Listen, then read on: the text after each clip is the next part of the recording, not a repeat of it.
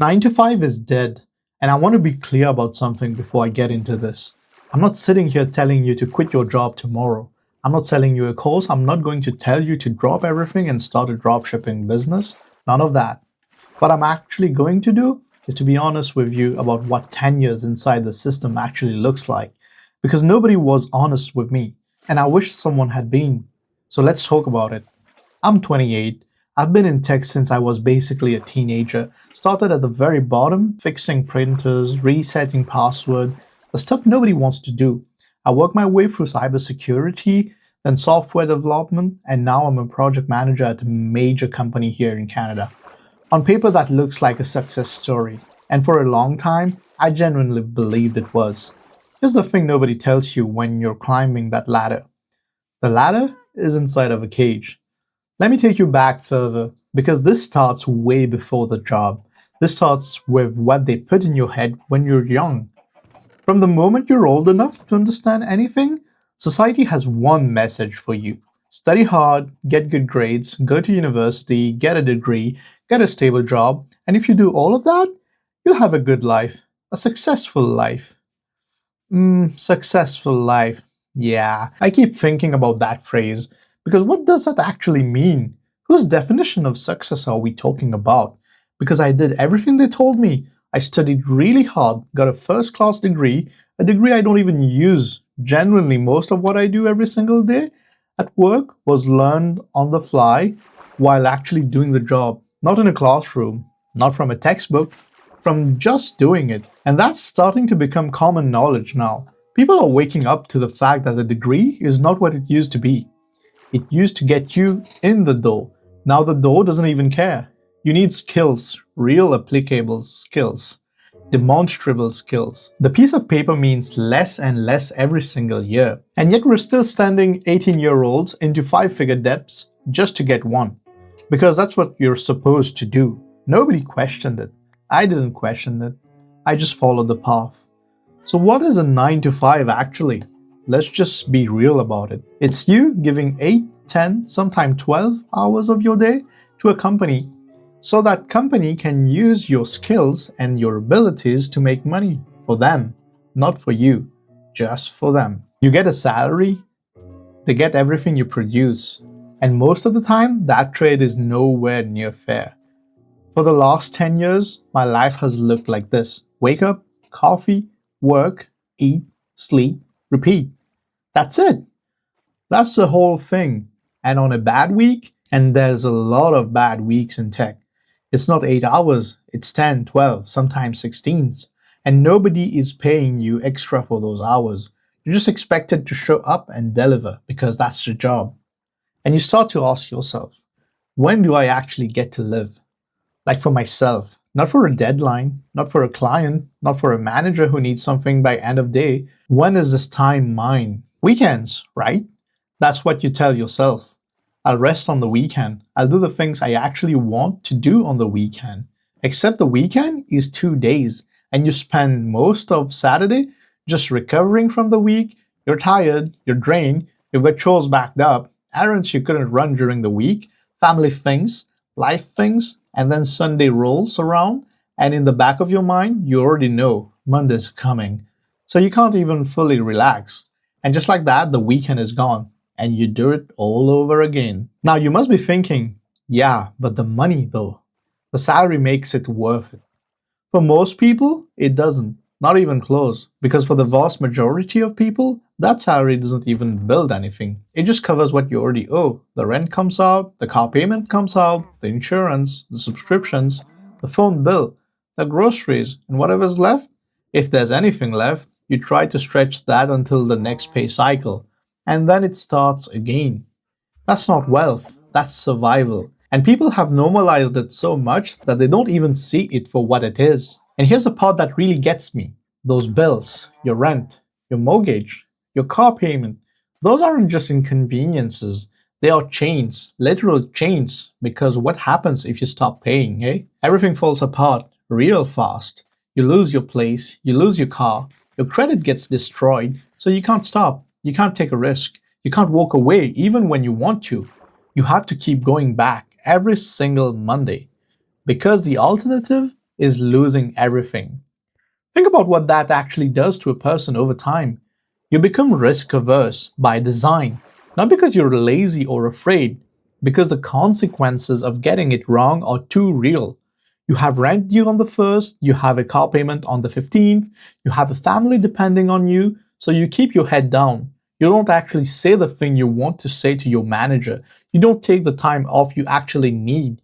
You don't try the thing you've been thinking about for 2 years because you can't afford for it not to work. And that's exactly how the system keeps you in it. That's not stability. That's a trap that looks like stability. And in the middle of all this, where are your dreams? Like the real ones, the things that you actually wanted to be when you were a kid, the version of yourself that had ideas and ambitions and things you genuinely cared about. Where did that person go? I think about this a lot. That version of me is in there somewhere, locked up. And he's not doing project management. He's not sitting in a meeting about quarterly deliverables. He's building something that's actually his. And I think the saddest thing is that most people don't even let themselves ask the question anymore. Because asking it hurts. If you ask yourself what you actually wanted and compare it to what you're actually doing, that gap is so uncomfortable. So you stop asking, you get busy, you stay distracted, you tell yourself this is what being an adult looks like, and eventually you stop hearing that other version of yourself at all. The salary is a drug they give you to forget about that. It's just enough to keep you comfortable, just enough to make you feel like quitting would be stupid, just enough to keep you showing up. And 99% of people stay in that cycle their entire lives. Not because they want to, because they don't see a way out, or because they were never told there was one. And let me put something in front of you that I think about more than I probably should. Picture yourself at 80. You're sitting there, looking back at everything, and you ask yourself one question. Did I have a good life? Did I actually live? Or did I just work? Because I think for a lot of people, the honest answer to that question is going to be uncomfortable. And the tragedy is that they won't ask it until it's too late to change anything. I'd rather ask that question now, while I can still do something about it. Now let's talk about the numbers for a second, because I want to make sure we're being realistic about what a 9 to 5 can and cannot do for you in 2026. The cost of living in Canada and in the US right now is brutal. Most people are living paycheck to paycheck. Not because they're bad with money, because the math simply doesn't work. Prices have gone way up. Wages have not kept pace. Groceries cost more. Rent costs more. Everything costs more. And your salary?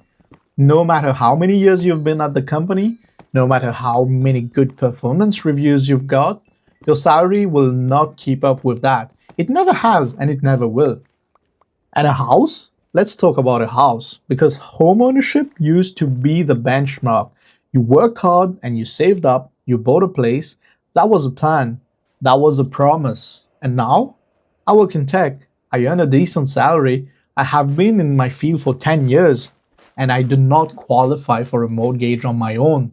I cannot afford to buy a home in the city where I live and work, and I am apparently doing well. So what does that say about everyone else? And I don't even want something crazy. I'm not dreaming about a mansion or a penthouse, just a place. My place, somewhere I own, somewhere stable. That's it. And even that is out of reach right now on a salary. Not because I'm bad with money, not because I'm spending it on wrong things, because the prices have moved so far beyond what wages can support that it's not even a fair comparison anymore. The average first-time homebuyer in North America is now in the early 40s. A few years ago, it was mid-30s. The trajectory is going in one direction, and a regular salary is not going to get most of our generation there. That's not pessimism. That's just the numbers. And here's what that means in real terms. You're in your 20s or your early 30s right now, following the traditional path. Get a job, save up, buy a house. You're looking at potentially another decade or more before that becomes possible, if it ever does. And in that decade, you'll pay more in rent than you would have paid in mortgage. You'll watch prices keep climbing, and you'll keep being told that you just need to budget better. cut the coffee, stop going out, as if that's the problem? A $4 coffee is a problem? So if the 9 to 5 isn't working, what's the actual answer? I've been trying to figure that out for a while now, and I'm not going to pretend I have it completely solved. I don't. But what I do know is you need to use your skills for yourself, not just for someone else's company, for you. Because the world has changed, the internet exists, and what that means is that you no longer need a 9 to 5 to make money. That's just a fact. You can make money through content, through freelancing, through digital products, through e-commerce, through building an audience, through a dozen different things that didn't even exist 15 years ago. The options are real, they're out there, and people are doing it. Now, am I saying it's easy? Absolutely not. It's really hard. It takes time. It takes failing at things that don't work before you find what does. But let me put it in perspective for you. You went to school for 18 years of your life studying things you mostly don't use, racking up debt to get a job that owns your time and leaves you financially stuck. You did that. You committed to that. So how is building something for yourself suddenly the unrealistic option? I think the reason most people don't start is not that they lack the ability, it's that they've been conditioned to see anything outside the system as risky, because that's what they've been told. Get a stable job, don't take risks, play it safe. And the irony in that, the so-called safe option, the 9 to 5, the salary, the pension, that is not actually safe anymore. So many people are retired, can't even afford a place no more. They told you the 401 would work, the RRSP would work. Hell no. Industries disappear, companies lay off people, AI is replacing entire departments. The people who thought they were playing it safe are getting let go with no backup plan because they never built one. The safe route stopped being a safe one a long time ago. We haven't updated the script, guys. And let me give you a picture of what the other side actually looks like. Not the fantasy version, the real version. When you build something, a brand, an audience, a product, a service, and you start to get traction, something shifts, slowly at first, then it starts to compound. And at some point, you realize money is coming in from things you built weeks ago, months ago, from a video you posted, from a product someone found, from a piece of content that keeps getting discovered. You wake up and things happen while you were asleep. And then everything you thought that was out of reach starts to feel possible. Not easy, but possible. And more than the money, which matters, obviously, there's something about working for yourself that hits completely differently. I got my first real result from something I built myself, not a paycheck from an employer. Something I made. And the feeling of that is not even comparable to a salary deposit. It doesn't come close because that money came from me, from something I created, and nobody can take that. I remember what it felt like to get a paycheck and think, okay, that's another month handled. There's no excitement in that. It's just relief. Just relief that you made it another month. That's what most people are living on. Relief. Not excitement, not momentum, just the relief of getting through another cycle. Compare that to building something. Even when it's small, even when it's early and the numbers don't mean much yet, there's momentum in it. There's a direction. You feel like you're going somewhere instead of staying in place. And that difference between going somewhere and just surviving, that's everything. That's when you start to feel like yourself again. The real version. Not the one sitting in meetings. Not the one answering emails at 11 p.m.